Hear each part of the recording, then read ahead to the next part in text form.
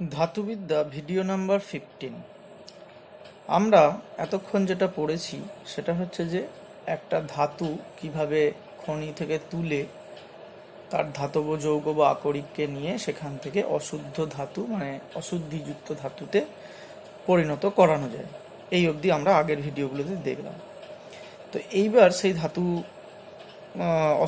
অশুদ্ধযুক্ত ধাতুকে নিয়ে আমাদেরকে বিশুদ্ধিকরণ করতে হবে, পিউরিফিকেশনের অনেকগুলো পদ্ধতি রয়েছে, সেটা ধাতু টু ধাতু ভ্যারি করবে।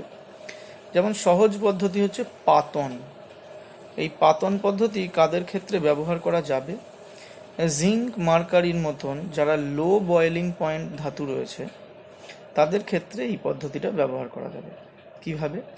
যে জিঙ্ক মার্কারি যখন অশুদ্ধিযুক্ত হয়ে আসে, এই অশুদ্ধিযুক্ত জিঙ্ক বা মার্কারিতে যে অশুদ্ধিগুলো থাকে তাদের বয়েলিং পয়েন্ট যদি বেশি হয়, তাহলে আমরা টেম্পারেচার মেনটেন করে শুধুমাত্র জিঙ্ক বা মার্কারির বয়েলিং পয়েন্টে নিয়ে গিয়ে ঠেকাতে পারলেই আস্তে আস্তে জিঙ্ক এবং মার্কারি সেখানটা থেকে বয়েল হয়ে গ্যাস আকারে বেরিয়ে চলে আসবে, আর অশুদ্ধিটা ওই পাত্রতে পড়ে থাকবে। দ্বিতীয়, যদি টিনের মতো কোনো লো মেল্টিং পয়েন্টের ধাতু থাকে, তাহলে লো মেল্টিং পয়েন্টের ধাতু আর অশুদ্ধিটা যদি একটু তুলনামূলক হাই মেল্টিং পয়েন্টের হয়, তাহলে আমরা এই লিকুয়েশন বা তরলীকরণ পদ্ধতিকে ব্যবহার করে ফেলতে পারি। তাহলে আমরা ধাতু মিক্সচারটাকে নিয়ে, ধাতু আর অশুদ্ধির মিক্সচারটাকে নিয়ে গরম করে এই টিন জাতীয় ধাতুর মেল্টিং পয়েন্টে নিয়ে চলে গেলেই যা টিন ধাতু ছিল সেটা আস্তে আস্তে গলে যাবে, এবং এটাকে একটা এরকম মানে একটা স্লোপিংয়ের মতন কোনো একটা জায়গা থেকে আস্তে আস্তে রেখে দিলে তারা ওই তরল অংশটা আস্তে আস্তে নিচে নেমে চলে আসবে, দিয়ে কালেক্টেড হবে। এইটা হচ্ছে লিকুয়েশন প্রসেস।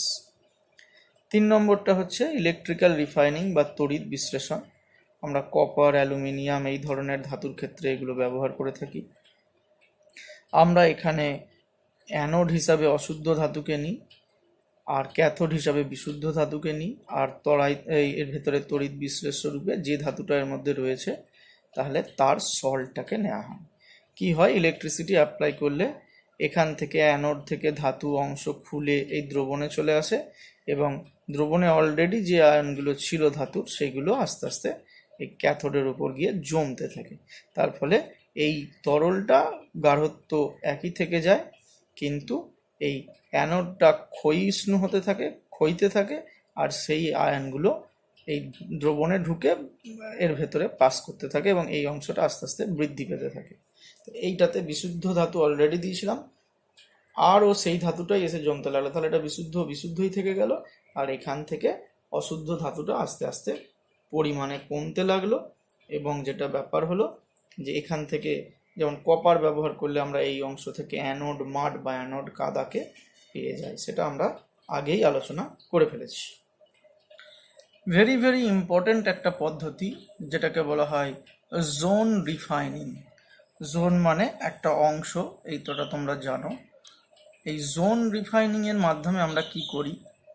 ধরো এই অংশটাতে এইটা গোটা ইমপিওর ধাতুটা রয়েছে, কালারিং অংশ চকলেট কালারের দেওয়া আছে, দেখতে পাচ্ছ।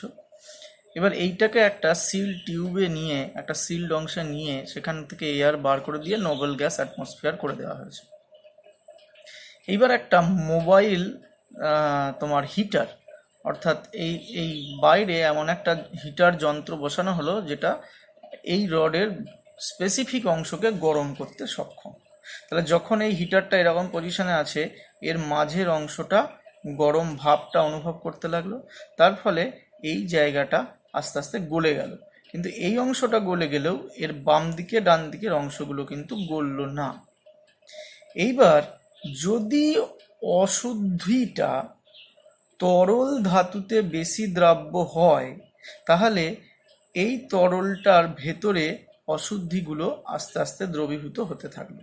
আর একটা সুবিধা হচ্ছে, তুমি হিটারটা যেদিকে যেরকমভাবে মুভ করবে, তরল অংশটাও আস্তে আস্তে আস্তে আস্তে সেই দিকে অংশ গলতে থাকবে, এবং তাদের নিজেদের মধ্যে একটা আকর্ষণ বলের প্রভাবে তরল অংশটাও একটা নির্দিষ্ট দিকে মুভ করতে থাকবে।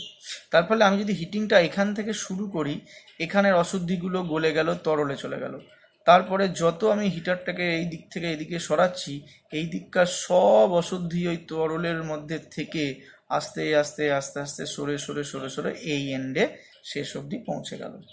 এরপরে আমরা কি করব, এই এন্ডটাকে এইখানটাকে মেকানিক্যালি কেটে দিতে পারলি, কেটে এই অংশটাকে, এই লাস্ট পোর্শনটাকে, ধরো এই অংশটাকে আমি সরিয়ে ফেললাম, দিয়ে লাস্ট যে পোর্শনটা রয়ে গেল এইখানটায়, সেইটাকে আমি কেটে ফেলে দিলাম বা অন্য কাজে লাগিয়ে ফেললাম। কিন্তু এই অংশটাকে কেটে বাদ দিয়ে দিলে বাকি যে অংশটা পড়ে রইল সেটা কিন্তু একদম অশুদ্ধি মুক্ত অবস্থায় থাকলো। তো এই প্রপার্টিটা ব্যবহার তখনই করা যাবে যদি অশুদ্ধির একটা বিশেষ ধর্ম থাকে, সেটা হচ্ছে অশুদ্ধি তরল ধাতুতে বেশি যদি দ্রাব্য হয় তবেই এই পয়েন্টটাকে আমরা ব্যবহার করতে পারবো, তা না হলে কিন্তু এই পয়েন্টটা আমরা ব্যবহার করতে পারবো না। কাদের ক্ষেত্রে ব্যবহার করা হয়? হাইলি পিওর সেমিকন্ডাক্টর, অর্থাৎ সেমিকন্ডাক্টর আমাদের কাছে অনেকগুলোই রয়েছে, তার মধ্যে হাইলি পিওর সেমিকন্ডাক্টর তৈরি করার পারপাসে আমাদেরকে কিন্তু জোন রিফাইনিং ব্যবহার করতে হয়। আর সেমিকন্ডাক্টরের ব্যবহার তো তোমরা জানোই, মূলত ওই মোবাইলের জন্য তৈরি চিপগুলোতে সেমিকন্ডাক্টর একদম অবশ্যম্ভাবীভাবে দরকার এবং খুবই পিওর কন্ডিশনে এগুলোকে দরকার, তবেই এরা সঠিকভাবে নিজেদের কার্যকারিতাটা রক্ষা করতে পারবে। এইটা হচ্ছে জোন রিফাইনিং। গ্যালিয়াম, জার্মেনিয়াম, এই যে gallium, germanium, boron, silicon, indium, এই ধরনের পদার্থ যেগুলো সেমিকন্ডাক্টর রূপে ব্যবহার হয়, সেইগুলোর থেকে অশুদ্ধি 100% দূর করতে আমরা কিন্তু জোন রিফাইনিং পদ্ধতিটাকে ব্যবহার করি। কেন জোন রিফাইনিং? কারণ হচ্ছে নামটার ভেতরেই বুঝতে পারছো যে এই একটা অংশ যেটা তরল আকারে পরিণত হয়েছে, তার মধ্যে ইম্পিউরিটি আছে, সেইটা আস্তে আস্তে আস্তে আস্তে হিটারটার মুভমেন্টের মাধ্যমে একটা গোটা অংশেতে এখান থেকে সরিয়ে নিয়ে এই জায়গাতে, এই জোন থেকে, পুরো জোনটা থেকে সরিয়ে নিয়ে একটা নির্দিষ্ট জোনে নিয়ে চলে যেতে পারলো। সেই জন্যই এটা হচ্ছে জোন রিফাইনিং পদ্ধতি। আরও একটি ইম্পর্টেন্ট পদ্ধতি হচ্ছে ভেপার ফেজ রিফাইনিং। এটাতে কি করা হয়, ধরো অশুদ্ধ ধাতু, এটা আমি MS লিখেছি, মানে মেটাল সলিড, এটা অশুদ্ধ। এটাকে প্রথমে গরম করে কোনো একটা গ্যাসের সঙ্গে বা কোনো একটা অন্য কোনো পদার্থের সঙ্গে প্রথমে হিট করলে সেটা একটা ধাতব যৌগতে রূপান্তরিত করে। এবার যে কোনো ধাতব যৌগ হলে হবে না, এটা সলিড ছিল, সামান্য উষ্ণতায় উত্তপ্ত করলে, দিয়ে কোনো একটা জিনিসের সঙ্গে বিক্রিয়া করলে, কোনো একটা কেমিক্যালের সঙ্গে বিক্রিয়া করলে বা কোনো একটা পদার্থের সঙ্গে বিক্রিয়া করে সে এমন ধাতব যৌগতে রূপান্তরিত হলো যেটা গ্যাস। অর্থাৎ আমরা শুরু করলাম রিয়াকশানটা, দিয়ে যেটা পেলাম সেটা ধাতব যৌগ, সেটা গ্যাস, তাহলে সেটা গ্যাস আকারে আস্তে আস্তে বেরিয়ে আসতে লাগলো। এইবার সেই গ্যাসটাকে কালেকশন করে আরেকটু এক্সট্রা হিট করলে সেই যৌগটা আবার ভেঙে গিয়ে ধাতুতে সলিডে রূপান্তরিত হলো। এই প্রপার্টিটা দরকার, অর্থাৎ মেটাল থেকে মেটালের যৌগ উত্তপ্ত করলে তৈরি হবে, আবার মেটাল যৌগটা সরাসরি ভেঙে গিয়ে মেটালে পরিণত হবে, তবে মেটাল যৌগ যেটা তৈরি হবে সেটা গ্যাসীয় কন্ডিশনে যেতে হবে। এইটা হচ্ছে ভেপার ফেজ রিফাইনিং, কারণ আমাকে ভেপার ফেজে কনভার্ট করতে হচ্ছে। তো এইটার একটা ইম্পর্টেন্ট অ্যাপ্লিকেশন নিকেলের ক্ষেত্রে মন্ড প্রসেস। দেখো উদাহরণ দিলেই তোমরা খুব সহজে বুঝতে পারবে। নিকেল, অশুদ্ধ নিকেলকে যদি কার্বন মনোক্সাইডের উপস্থিতিতে 350 কেলভিন উষ্ণতায় গরম করা হয়, তাহলেই সেটা NiCO4 একটা গ্যাসে রূপান্তরিত হবে। তাহলে যখনই এটা গ্যাসে রূপান্তরিত হয়ে গেল, এটা গ্যাস মিক্সচার থেকে আস্তে আস্তে বেরিয়ে চলে আসতে লাগলো NiCO4টা। এইবার NiCO4টাকে আরও যদি তুমি কালেকশন করলে, দিয়ে এটাকে আরও গরম করলে, সেটা আবার নিকেল সলিড ও কার্বন মনোক্সাইডে কনভার্ট হয়ে গেল। অর্থাৎ তোমাকে দুটো স্টেপে কাজ করতে হবে। ধাতুটাকে ধাতুর এমন কোনো যৌগতে রূপান্তরিত করতে হবে যেটা গ্যাস জাতীয়, আবার সেইটা যাতে সহজে ভেঙে গিয়ে ধাতুকে ফেরত দেয়। এই দুটো পদ্ধতি মার্জ করে তবে আমার ভেপার ফেজ রিফাইনিং পদ্ধতিটা আসে। আর নিকেলের ক্ষেত্রে এটা তোমরা দেখেই ফেললে। ভ্যান অর্কেলস মেথড, এখানে এই একই ধরনের পদ্ধতি ব্যবহার করা হয় জার্কোনিয়াম, টাইটেনিয়ামের ক্ষেত্রে। কি করা হয়, যেমন জার্কোনিয়ামের ক্ষেত্রে আয়োডিন সহ উত্তপ্ত করলে ZrI4 এটা গ্যাসীয় পদার্থে রূপান্তরিত হয়। এই গ্যাসটাকে আলাদা করে কালেকশন করে নেওয়া হয়, দিয়ে এটাকে 1800 কেলভিন তাপমাত্রায় উত্তপ্ত করলে জার্কোনিয়াম সলিড আর আয়োডিনটা ফেরত পাওয়া যায়। এই আয়োডিনটাকে আবার আমি পরবর্তী ক্ষেত্রে অন্য ইয়েতে ব্যবহার করতে পারবো। তাহলে এইখানে যে জার্কোনিয়ামটা নিয়ে কাজ করা হয়েছিল এটা অশুদ্ধ জার্কোনিয়াম, কিন্তু এখানে যেটা পাওয়া গেল সেটা কিন্তু বিশুদ্ধ জার্কোনিয়াম অবস্থায় পাওয়া গেল, কারণ এই মিক্সচার থেকে এই ZrI4 শুধুমাত্র স্পেসিফিক্যালি গ্যাসীয় আকারে বেরিয়ে চলে এসেছে, সেটাকে আমি ইমপিউরিটি থেকে আলাদা করতে পারলাম এই পদ্ধতিতে। নেক্সট হচ্ছে ক্রোমাটোগ্রাফিক টেকনিক। তো ক্রোমাটোগ্রাফিক টেকনিক অনেক রকমই হতে পারে। তো আমাদের এখানে যে ছবিটা দেওয়া আছে that is column chromatographic technique. এই ক্রোমাটোগ্রাফিক টেকনিকে কি করা হচ্ছে, একটা মোবাইল ফেজ, একটা স্টেশনারি ফেজ রাখা হচ্ছে, অর্থাৎ এর ভেতরের যে অংশটা দেখতে পাচ্ছ দ্যাট ইজ স্টেশনারি ফেজ, সেটা এক জায়গায় স্থির আছে।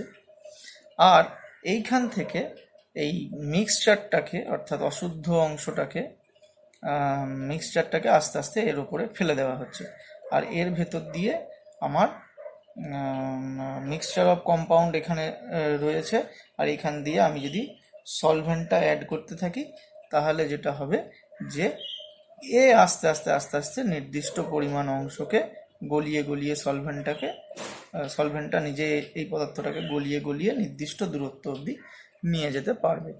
এইটা হচ্ছে সেটা যে কালার্ড ব্যান্ড তৈরি করতে পারবে, অর্থাৎ মিক্সচার অফ কম্পোনেন্ট এখানে দেওয়া আছে, কিন্তু যত এই সলভেন্টটা আমি ঢালতে থাকবো এর ময়েস্ট হয়ে আস্তে আস্তে আস্তে আস্তে বিভিন্ন কলামে ভাগ হয়ে যাবে। এই কলামগুলোকে পৃথকীকরণ করে নিলে আমরা দুটো আলাদা আলাদা যৌগকে ব্যবহার করতে পারবো, মানে অশুদ্ধ এবং বিশুদ্ধ দুটোকেই আমরা ব্যবহার করতে পারবো। মূলত কোন ক্ষেত্রে এটা বেশি ব্যবহার হয়, সব ক্ষেত্রে ব্যবহার হয় না। Column chromatography is very useful for purification of elements which are available in minute quantity, অর্থাৎ ভেরি স্মল কোয়ান্টিটিতে যে সমস্ত পদার্থ বা মৌলিক পদার্থ আমাদের পৃথিবীতে রয়েছে তাদের ইমপিউরিটি থেকে পিওর করার জন্যে আমরা কিন্তু এই ধরনের টেকনিক ব্যবহার করি, কারণ কেমিক্যাল প্রসেস কিন্তু কিছুটা মৌলকে নষ্টও করে দেয়, সেই জন্যে এই ফিজিক্যাল প্রসেসটা এখন খুব চলছে। এবার এইটা হচ্ছে আমার ইন্ডাস্ট্রিয়াল মেথড। এখানে ফ্লো মিটার দিয়ে এই সলভেন্টের ফ্লোটা আস্তে আস্তে করলে এর ভেতরে স্টেশনারি ফেজে আমার ওই মিক্সচারটা রয়েছে, সেইখান দিয়ে গিয়ে আস্তে আস্তে আস্তে আস্তে এটা এখানে কালেক্টর হয়ে যাবে, আর এইখানে এরকম কলাম ভাগ হয়ে যাবে। এইটা হচ্ছে কলাম ক্রোমাটোগ্রাফি টেকনিক। খুব বেশি এর মধ্যে যাওয়ার দরকার নেই, তবে এই ধরনের টেকনিক তোমরা একটু অন্য রকমের পেপার ক্রোমাটোগ্রাফি তোমরা 11-এর বায়োলজিক্যাল প্র্যাকটিক্যালে হয়তো দেখেছো, আমি একবার দেখিয়ে দিচ্ছি। এটা অবশ্য 2013 সালের বই, জানি না এখন তোমাদের 11-এ এই বায়োলজি প্র্যাকটিক্যালে এটা আছে কিনা। হয় তখন ছিল পেপার ক্রোমাটোগ্রাফির মাধ্যমে উদ্ভিদের রঞ্জক অপসারণ, অর্থাৎ এখানে আমরা কেমিস্ট্রিতে পড়ছি যে মৌলিক পদার্থ সেপারেশন, কিন্তু ওখানে ছিল যে উদ্ভিদের যে রঞ্জক পদার্থ রয়েছে যেমন ক্লোরোফিল, ক্রোমোফিল, এইগুলো সব আলাদা আলাদা কালারের, সেইগুলোকে আলাদা করে আমরা এই ক্রোমাটোগ্রাফিক টেকনিকের মাধ্যমে আমরা ব্যবহার আলাদা করতে পারি। প্রসেসটাও তোমাদের দেয়া ছিল, দেখো এই টাইপেরই প্রসেস, এক্স্যাক্টলি এই প্রসেসটা না হলেও এই টাইপেরই প্রসেস। এখানে যেটা করা হয়েছিল যে একটা ফিল্টার পেপার, হোয়াটম্যান 1 ফিল্টার পেপার নিয়ে সেটাকে একটা কার্ভ করে একটা দ্রাবকের ভেতরে রাখা রয়েছে, আর এইখানে একটা বিন্দুতে মিশ্রণটাকে রাখা হয়েছে, অর্থাৎ বিভিন্ন রঙের রঞ্জক তারা একসঙ্গে মিশে গেছে। সেই ধরো একটা পালং শাকের পাতা, সেখানে অনেক ধরনের রঞ্জক রয়েছে, সেটাকে তুমি বেটে রঞ্জকগুলোকে একসাথে বার করেছো, এবার প্রত্যেকটা রঞ্জককে তোমাকে আলাদা করতে হবে। তাহলে সেটা কি করে করবে, এইখানে ক্যাপিলারি টিউব দিয়ে একটা ফোঁটা সেই রঙিন অংশটাকে নিলে আর এইখানটা এই দ্রাবকের ভেতরে ময়েস্ট করে রেখে দিলে, এর ফলশ্রুতিতে কি হবে, দ্রাবক আস্তে আস্তে আস্তে আস্তে এইখানে সোক করে এই জায়গাটা উঠতে থাকবে, উঠে দ্রাবকটা নিজে একটা নির্দিষ্ট দূরত্ব অবধি যাবে, আর এর ভেতর দিয়ে যাওয়ার সময় বিভিন্ন রঞ্জককে বিভিন্ন দূরত্ব অবধি নিয়ে যাবে। এবার এইখান থেকে যেমন এইখানে তোমাদের দেওয়া আছে দেখুন দ্রাবকের সম্মুখ, অর্থাৎ এই তলা থেকে দ্রাবক নিজে এতটা অবধি উঠেছে, অর্থাৎ কাগজটা কতটা ভিজেছে এটা তোমরা দেখলেই বুঝতে পারবে। এইবার দেখো এখান থেকে ক্যারোটিন কোন জায়গায় লাইন তৈরি করেছে, জ্যান্থোফিল কোন জায়গায় লাইন তৈরি করেছে, ক্লোরোফিল এ কোন জায়গায়, ক্লোরোফিল বি কোন জায়গায়। আমি কিন্তু মিক্সচার বিন্দুটা দিয়েছিলাম এইখানে। তাহলে এইখান থেকে আমরা একটা আর এফ বলে একটা ফ্যাক্টর, আমরা কতটা দূরত্ব অতিক্রম করলো এই দুটো রেশিও করে, দ্রাবক কতটা করেছে আর তুমি যে রংটা দেখতে চাইছো সেটা কতটা দূরত্ব অতিক্রম করেছে এই মিশ্রণ পয়েন্ট থেকে, এই দুটোর রেশিও করে তার ভ্যালুর সঙ্গে, মানে তার ভ্যালুকে দেখে আমরা অ্যানালিসিস করে দেখতে পারবো যে এটা কোন জিনিসের কলা পেপার ক্রোমাটোগ্রাফি আমরা করতে পেলাম। এইগুলো ক্রোমাটোগ্রাফিক টেকনিকের অ্যাপ্লিকেশন এরকমভাবে দেয়া হয়। এইভাবে তোমাদের আগে বায়োলজি ল্যাবেও হয়তো হয়েছে। এইটা হচ্ছে ক্রোমাটোগ্রাফিক টেকনিক। এবার ক্রোমাটোগ্রাফির অনেক রকম, গ্যাস থিন লেয়ার ক্রোমাটোগ্রাফি আছে, গ্যাস ক্রোমাটোগ্রাফি আছে, অনেক রকমই আছে। আমাদের এখানে কেমিস্ট্রিতে মূলত কলাম ক্রোমাটোগ্রাফি পার্টটা ব্যবহার করা হয়। বইয়ে এখান থেকে ক্রোমাটোগ্রাফিক টেকনিকটাও তোমরা একটু ভালো করে পড়ে নেবে, পদ্ধতিটা খুব ডিটেলিংয়ে দেয়া আছে। কোন কোন ধাতুর ক্ষেত্রে আমরা ব্যবহার করে থাকি বা না থাকি সেইগুলো একটু দেখে নেবে। আমরা এই চ্যাপ্টারের লাস্ট পোর্শনে চলে এসেছি, অর্থাৎ শেষ দিকে আমরা একটা ফ্লো ডায়াগ্রাম দেওয়া আছে। টোটাল যতটা শিখলে ততটার একটা সুন্দর ফ্লো ডায়াগ্রাম দেওয়া আছে। তোমরা যদি সব ভিডিওগুলো দেখে থাকো তাহলে তোমরা বুঝতে পারবে যে এই ফ্লো ডায়াগ্রামটা শেষে যখন পড়বে তখনই তোমাদের কাছে পুরো চিত্রটা ক্লিয়ার হয়ে যাওয়ার কথা। ফ্লো ডায়াগ্রামটাকে মাথায় রেখো এবং পড়ো পরবর্তীকালে। এরপরে আমাদের রয়েছে কপার, অ্যালুমিনিয়াম, জিঙ্ক এবং আয়রনের ব্যবহার। এইগুলো আর বলে কিছু বলার নেই, এইগুলো তো মুখস্থর উপর নির্ভরশীল, আর এগুলো ফালতু বলে টাইম নষ্ট করার কোনো মানে হয় না। এবং শেষে যেটা রয়েছে সেটা হচ্ছে বিভিন্ন ধাতু সংকর। এখান থেকে অনেক সময় কোশ্চেন আসে, বিভিন্ন ধাতু সংকর, তাদের পার্সেন্টেজ কম্পোজিশন, এটা কিন্তু ভেরি মাচ ইম্পর্টেন্ট। কারণ কোন ধাতু, কোন সংকর ধাতুতে কোন ধাতু রয়েছে, তার পার্সেন্টেজ কত, এইগুলো কিন্তু অনেক সময় কোশ্চেন আসে। আর তার বৈশিষ্ট্য, তার ব্যবহার, এইটাতে আলাদা করে ব্যাখ্যা করার মতন কিছু নেই, এটা তোমাদের নিজেদেরকে মুখস্থই করতে হবে। তাহলে আমরা ধাতুবিদ্যা চ্যাপ্টারটা পুরোপুরি শেষ করলাম।